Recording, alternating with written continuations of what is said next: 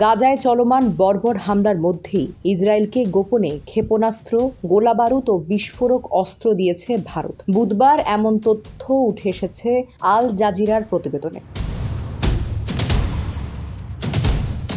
Al Jazeera জানিয়েছে, গত মে মাসে ভারত বোরকাম নামে একটি কার্গো জাহাজে করে বিপুল পরিমাণ বিস্ফোরক ও রকেট পাঠিয়েছে বলে কিছু নথিপত্রে তথ্য পাওয়া গেছে। আল জাজিরার হাতে আসা নথিগুলো থেকে বোঝা যায়, ইসরায়েল গাজার বিরুদ্ধে যুদ্ধ চালানোর জন্য ভারতীয় অস্ত্র গ্রহণ করছে। গত 15 মে স্পেন উপকূলে একটি কার্গো জাহাজ নিয়ে সন্দেহ দানা বাঁধে। সেটিতে অস্ত্র আছে দাবি করে দেশটির সরকারের কাছে তল্লাশির আবেদন জানায় ফিলিস্তিনপন্থী বিক্ষোভকারীরা। একই সঙ্গে ইউরোপিয়ান পার্লামেন্টের বামপন্থী সদস্যরা স্পেন সরকারের কাছে জাহাজটি ঠেকানোর আহ্বান জানিয়ে চিঠি পাঠায়।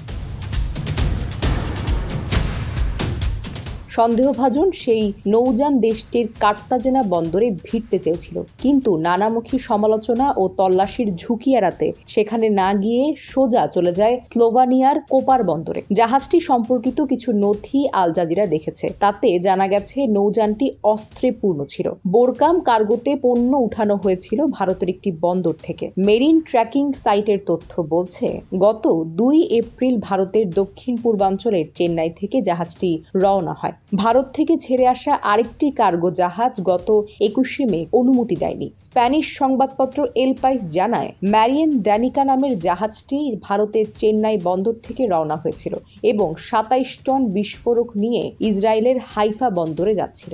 গত বছর থেকে এই হাইফা বন্দর পরিচালনা করছে ভারতের Adani group.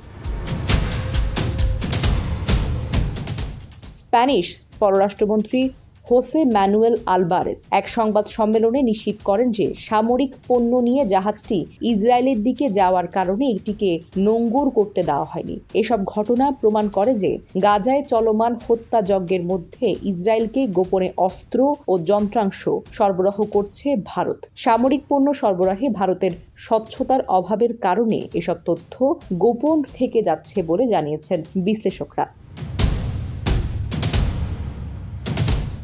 Stockholm international piece research institute এর গবেষক জাইন হুসেন বলেন, যাচাইযোগ্য তথ্যের অভাবের কারণে অস্ত্রের স্থানান্তর হয়েছে কিনা তা নির্ধারণ করা কঠিন হয়ে পড়ে।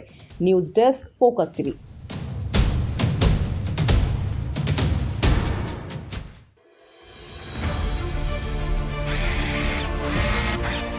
আলোতে থাকুন, ফোকাসে থাকুন, হাত রাখুন প্রজন্মের হাতে।